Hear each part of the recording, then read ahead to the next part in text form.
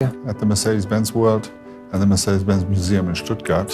Thank you for taking your time to joining us and to talk a little bit about, for us, the tremendous year, but I think also for you, the tremendous year 1955. Oh, yeah. The greatest. You racing Formula One, but also the sports car. I think my best race certainly was the Mille.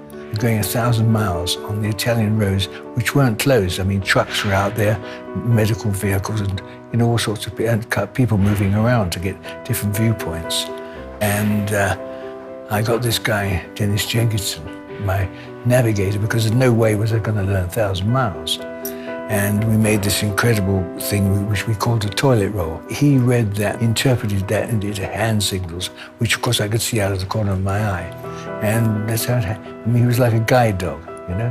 What were the decisive factors which made you win that race? I mean, the only guarantee we had was the finest car ever built. I mean, the 300 SLR, in my opinion, is the greatest ever racing car. I mean, it's a sports racing car, but it's fantastic.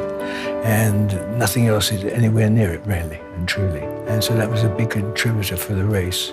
Thank God Mercedes gave me a car and I drove it in that race. How stable was the handling in the 300 SLR at top speeds over 250 kilometers up to 300 kilometers an hour? The SLR, I think, is probably the greatest sports car ever built by anybody, any time. And it transformed into being a very user-friendly car in a race like the Mille. You were the one who said, I want a 3-spoke steering wheel. Normally we had a 4-spoke steering wheel. Yeah. What was the reason why? I like to drive like this at 10 to 2. I don't really know why they wanted 4. All I know is I wanted 3.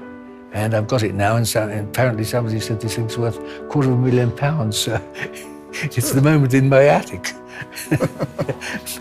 And whom out of the Mercedes team in 1955 did you saw as a most outstanding personality in Mercedes motorsport in the 50s? Neubauer was the most fantastic man to drive for. If there was anything you wanted doing with the car, you just tell Neubauer and it would be done. I mean, I liked a 3-spoke steering wheel and I got it.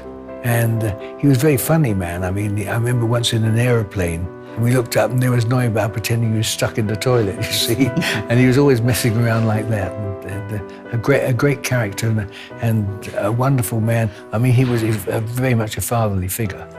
And he was a person you could speak to about all sorts of things, and he was terrific. What were your own impressions about the treatment the Mercedes team gave to its drivers in those days? Then more than now, to drive for Mercedes was that special. I mean, Mercedes was head and shoulders above everybody else. You've got to understand that. I mean, in every way, safety and everything. And therefore, this is the one team that you really wanted to go to. And because you knew if you had a Mercedes, the wheels aren't going to fall off.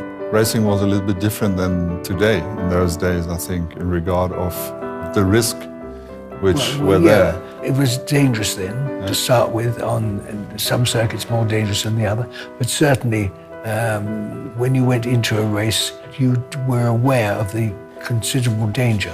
But you've just got to be able to get to a situation where you're only barely lifting for this corner, or you're going to try and take it flat and so on.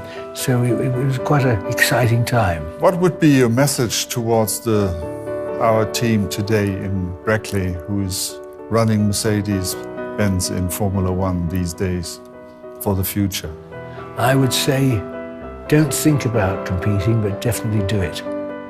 I think it's important that racing improves the breed, and I think Mercedes does so many things that's been improved because of racing, and the charisma that goes with it, I think is enormous. And I think to get out there and be the best and show it is important. Thank you for being part of the Mercedes family. Thank you. I'm proud to be.